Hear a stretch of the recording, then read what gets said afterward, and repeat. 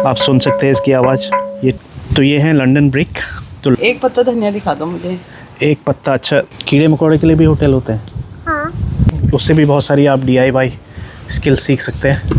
पता नहीं क्या है, चलता रहता है कुछ ना कुछ ना। हेलो दोस्तों, welcome back to my YouTube channel live देश विदेश। दोस्तों, आज के ब्लॉग में मैं आप लोगों को दिखाऊंगा कि यहाँ पे यूके में जो मैं एक तंदूर तैयार कर रहा हूँ अपने गार्डन में, उसके लिए क्या क्या चीज़ों की ज़रूरत पड़ती है और मैंने कैसे कैसे उसको अरेंज किया है और उसकी शुरुआत भी मैंने कर दी है। तो चलिए आप लोगों को दिखाते हैं। तो दोस्तों, जैसे आप लोगों को पता ही है कि चूल्हा मैंने बना के रेडी कर दिया है। 1-2 दिन और इसको सूखने में लगेंगे अच्छे से। देन इसके बाद में इसको संडे से इसकी शुरुआत करेंगे। और इधर ये बन रहा है हमारा तंदूर। और तंदूर के लिए देखिए क्या क्या चीज़ों की ज़रूरत है। ईंटें इस तरह से स्क्वायर शेप में ऊपर तक लगेंगी। लगभग ये जाएगा ऑलमोस्ट 4 फीट के आसपास ऊपर। और इधर मैंने इसके लिए जैसे इसमें से जो भी राख वगैरह निकलेगी तंदूर में चलने के बाद, ये यहाँ से बाहर निकलेगी। और तंदूर का जो अंदर का स्ट्रक्चर है वो ये है। ये मैंने 2 गमले लिए हुए हैं। आप सुन सकते हैं इसकी आवाज़। ये टेराकोटा है, इसकी थिकनेस भी काफ़ी अच्छी है।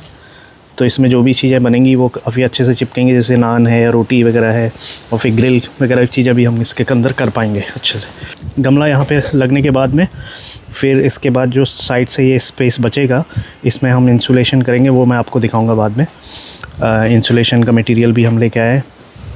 और इधर ये ब्रिक्स हैं, ब्रिक्स अरेंज करी थी जैसे कि आपको पता ही है। तो दोस्तों, इन ब्रिक्स की ख़ास बात ये है, तो ये है लंदन ब्रिक।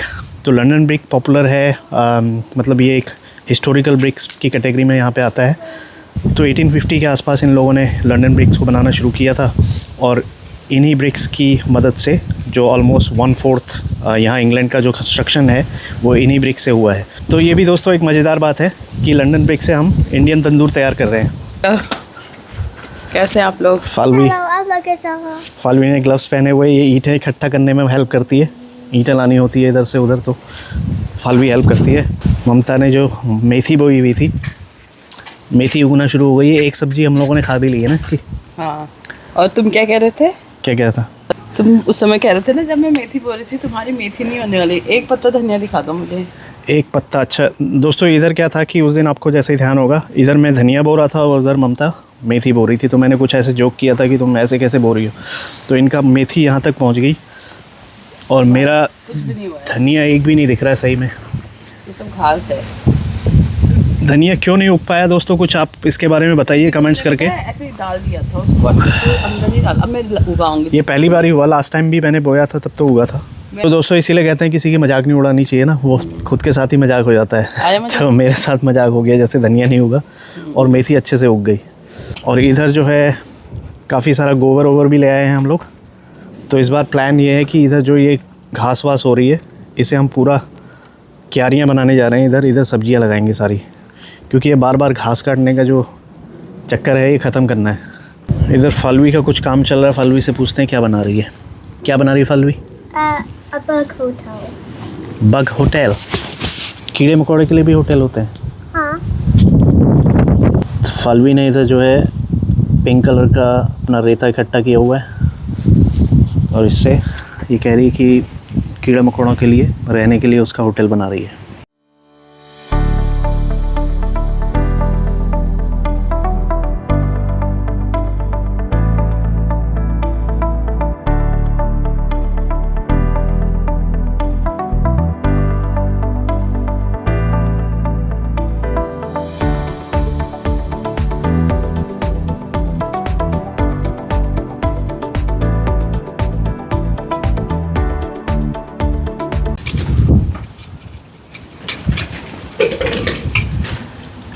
तो अभी इसे दोस्तों हम लोग यहाँ तक ऊपर तक कर लेंगे।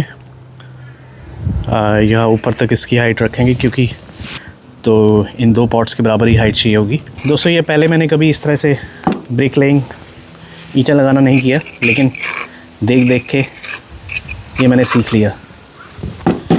कुछ YouTube पे भी वीडियोस देखे, है ना। तो आजकल तो सारी जानकारियाँ अवेलेबल हैं ऑनलाइन, उससे भी बहुत सारी आप DIY स्किल सीख सकते हैं। तो ये भी एक अच्छा ऑप्शन है। तो दोस्तों, हम यहाँ तक पहुँच चुके हैं इसमें। ये लगभग ऑलमोस्ट 1-1.5 फीट ऊपर हो गया है और इसमें ये तंदूर का इनर पार्ट हमने रख दिया है। यहाँ से एक कट लगाना है इसमें, जहाँ पे मैंने राउंड सर्कल बनाया हुआ है इस पे कट लगेगा, जिससे कि इसका जो है जो राख वगैरह होगी ना तंदूर के अंदर लकड़ी जलाने के बाद, वो यहाँ से बाहर निकल जाएगी ऐसे। मतलब तुम इससे राउंड है, इसको ऐसा राउंड काटोगे? ना, ये तो ऑलरेडी इसमें कुछ काटना वटना नहीं है, सिर्फ जो निकासी के लिए राख राउंड वगैरह। क्यों बनाया है? क्या ये राउंड जैसा क्या बनाया तुमने अंदर?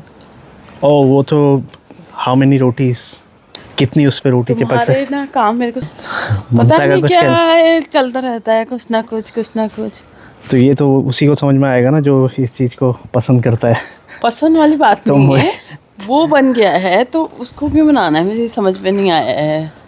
ये मॉडर्न लोगों की समझ में नहीं आती है बात। मॉडर्न नहीं है हम भी उसी युग से हैं, तो ये सारा वैदिक कल्चर है ना, वैदिक कल्चर को हमें यहाँ इंट्रोड्यूस करना है। हाँ वो ओके, ठीक है। चूल्हा तुम्हें अच्छा लगा? अब ये फिर ये तुम्हें अच्छा नहीं लग रहा है? ये तुम्हें अच्छा तब लगेगा जब ये रेडी हो जाएगा। रेडी होने के बाद में क्या मतलब है? जब इसमें बहुत सारी चीज़ें ग्रिल होंगी, इस पे नान बनेगी, पिज़्ज़ा बनेगा इसके अंदर, then you will like it. Pizza मैदा खाते नहीं है तो पिज़्ज़ा ज़रूरी थोड़ा ना मैदे से ही बने, पिज़्ज़ा आटा से भी बनता है, पिज़्ज़ा मडवे से भी बनता है, पिज़्ज़ा जो है जौ के आटे से भी बन सकता है ना।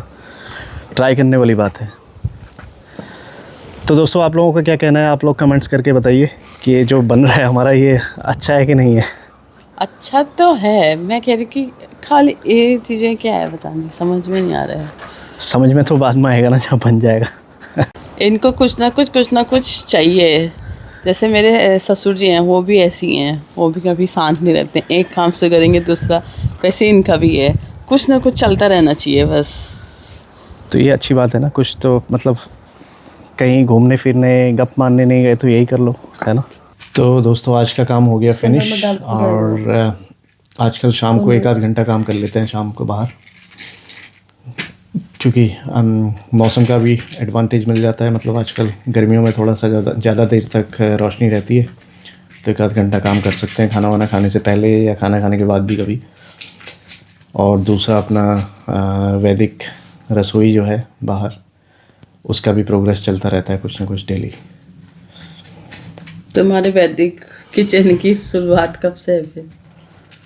वैदिक भोजनालय शुरुआत की सोच रहे हैं इस बार संडे से। अच्छा, संडे से शुरू कर देंगे।